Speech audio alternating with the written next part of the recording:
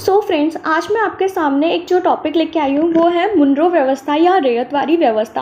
आप सभी ने पढ़ा होगा हिस्ट्री में या आपकी बुक्स में या एग्जाम्स, जिसने एग्ज़ाम दिए होंगे उसको पता होगा मुनरो व्यवस्था से रिलेटेड या रैयतवारी व्यवस्था से रिलेटेड कुछ क्वेश्चंस आते हैं।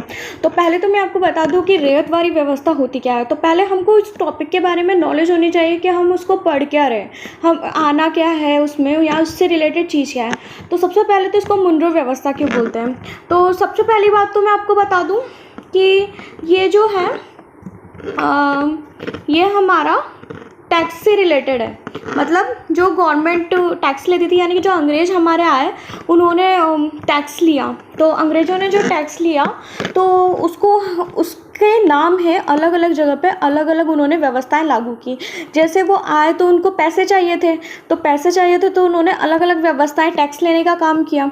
तो मुनरो व्यवस्था एक तरीके से टैक्स लेने की ही व्यवस्था है, यानी कि कर लेने की ही व्यवस्था है। तो इन्होंने इसका नाम मुनरो व्यवस्था क्यों रखा, बिकॉज ये जो व्यवस्था स्टार्ट की थी ये की थी टॉमस मुनरो ने, इसीलिए इसका नाम रखा गया मुनरो व्यवस्था। यानी कि टॉमस मुनरो ने ये स्टार्ट किया था। और इसको रैयतवारी व्यवस्था इसलिए बोलते हैं बिकॉज रैयत मतलब होता है किसान, तो किसानों से ये टैक्स लेते थे, इसलिए इनको बोलते हैं रैयतवारी व्यवस्था। तो इसके दो नाम आपको क्लियर हो गए कि मुनरो व्यवस्था होती है, टॉमस मुनरो ने इसको स्टार्ट किया इसलिए मुनरो व्यवस्था नाम दिया गया। और रैयत मतलब किसान होते हैं, तो इसको रैयतवारी व्यवस्था बोला जाता है। तो आई होप ये चीज़ तो आपको क्लियर हो गई होगी।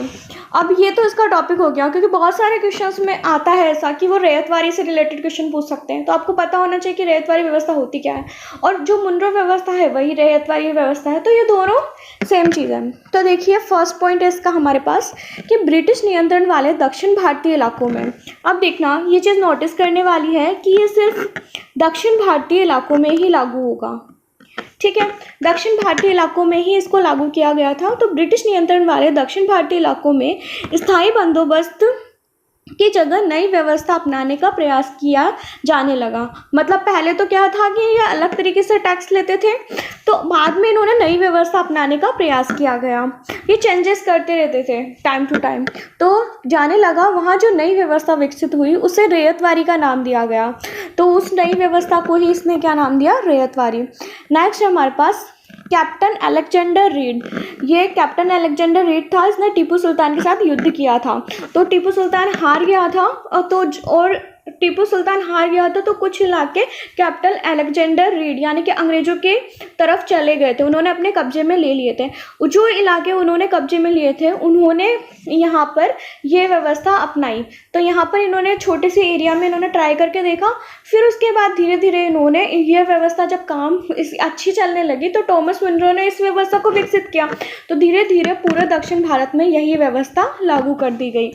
तो फर्स्टली तो हमारा इस पे हम अंडरलाइन कर सकते हैं कि टॉमस मुनरो ने इस व्यवस्था को विकसित किया और धीरे धीरे पूरे दक्षिण भारत में यह व्यवस्था लागू कर दी गई।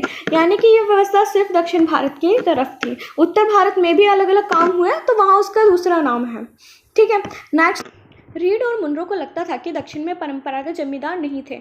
मतलब उत्तर भारत में जमींदारी प्रथा थी, तो दक्षिण भारत में जमींदार नहीं थे, ऐसा उनका मानना था। तो इसलिए उनका तर्क यह था कि सीधे किसानों रेतों से ही बंदोबस्त करना चाहिए। यानी कि उन्होंने सीधा किसानों से ही टैक्स लेना शुरू कर दिया। पीढ़ियों से ज़मीन पर खेती करते आ रहे हैं, जो किसान पीढ़ियों से खेती करते आ रहे हैं उनसे ही उन्होंने डायरेक्ट टैक्स लेना शुरू किया।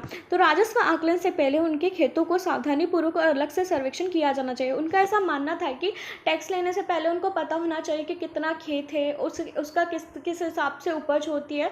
तो इस तरीके से उन्होंने टैक्स लेने से पहले इस व्यवस्था का पूरे तरीके से निरीक्षण किया। फिर मुनरो का मानना था कि अंग्रेजों को पिता की भांति किसानों की रक्षा करनी चाहिए। तो टॉमस मुनरो जिसने इस व्यवस्था को लागू किया था उसका मानना था कि अंग्रेजों को पिता की भांति किसानों की रक्षा करनी चाहिए। तो फ्रेंड्स, अगर आपको इस टॉपिक से रिलेटेड कुछ भी डाउट हो या कुछ भी क्वेरी हो या कुछ और प्रॉब्लम आ रही हो तो आप मुझे सेंड कर सकते हैं, कमेंट करके लिख सकते हैं। प्लीज़ मेरा चैनल लाइक कीजिए, शेयर कीजिए, सब्सक्राइब कीजिए। एंड अगर आपको कुछ भी डाउट होता है या अलग से कोई टॉपिक कि आपको कुछ वीडियो बनवानी हो या आपको कुछ समझ नहीं आ रहा हो तो आप मुझे कमेंट कर सकते हैं। तो प्लीज़ अगर आपको पसंद आता है तो प्लीज़ मेरा चैनल लाइक कीजिए, शेयर कीजिए, सब्सक्राइब कीजिए एंड प्लीज़ बेल आइकन को जरूर दबाइए ताकि जैसे ही नेक्स्ट वीडियो आता है सबसे पहले आप तक ही पहुँचेगा। Thank you.